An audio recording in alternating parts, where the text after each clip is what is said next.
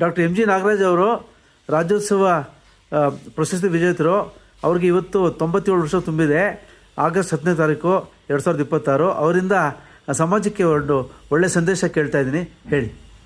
ನಮ್ಮ ತಂದೆ ತಾಯಿಗಳ ಆಶೀರ್ವಾದದಿಂದ ಅವರು ನಮ್ಮನ್ನು ಸಾಕಿ ಸಲಹಿದ್ದರಿಂದ ನಾವು ಇಷ್ಟು ಮಟ್ಟಿಗೆ ಬೆಳೆದು ಒಂದು ಸಾಧನೆ ಮಾಡ್ತಕ್ಕಂಥ ಇದು ಅಂದರೆ ಈ ಸಾಧನೆ ಅಂತಕ್ಕಂಥದ್ದು ಸಮಾಜಕ್ಕೆ ನಮ್ಮಿಂದ ಯಾವ ರೀತಿ ಉಪಕಾರ ಆಗಿದೆ, ನಾವು ಯಾವ ರೀತಿ ಸೇವೆ ಸಲ್ಲಿಸ್ದಂಗೆ ಆಗಿದೆ ಅನ್ನೋದು ಕೂಡ ನಾವು ಯೋಚನೆ ಮಾಡಬೇಕು.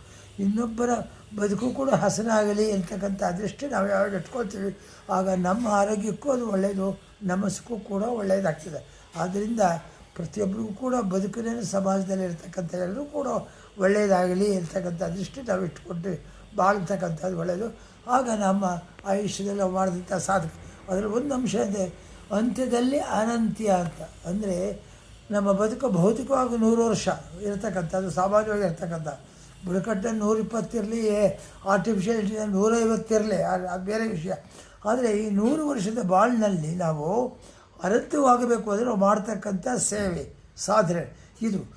ಆದರೆ ಸಮಾಜಕ್ಕೆ ನಾವು ಕೊಡ್ತಕ್ಕಂಥ ಇದೆಯಲ್ಲ, ಇವ್ನು ಮಾಡ್ತಕ್ಕಂಥ ಕಾರ್ಯ ನಮ್ಮ ಸಮಾಜ ಒಳ್ಳೆಯದಾಗಿ ನೆನೆಸ್ಕೊಡ್ತಕ್ಕಂಥ ಅದೇ ಅನಂತವಾಗ್ತಕ್ಕಂಥದ್ದು. ಹಾಗಾಗಿ ಅಂತ್ಯದಲ್ಲಿ ಬದುಕು ಅನಂತವಾಗ್ತಕ್ಕಂಥ ರೀತಿ ಇದೆ. ಅನಂತದಲ್ಲಿ ಇರ್ತಕ್ಕಂಥ ಬದುಕು ಅಂತ್ಯ 100 ವರ್ಷ. ಇದರಲ್ಲಿ ಅನಂತವಾಗ್ತಕ್ಕಂಥ ರೀತಿಯಲ್ಲಿ ನಮ್ಮ ಸೇವೆಯನ್ನು, ನಮ್ಮ ಸೌಹಾರ್ದವನ್ನು, ಸಾಮರಸ್ಯವನ್ನು ಬದುಕಲ್ಲಿ ನಾವು ಸಾಧಿಸಿದ್ರೆ, ಸಮಾಜಕ್ಕೆ ಕೊಟ್ಟರೆ ಅದೇ ದೊಡ್ಡ ನಮ್ಮ ದೇಣಿಗೆ ಕಾಣಿಗೆ ಅಂತ ಕಾಣಿಸ್ತದೆ.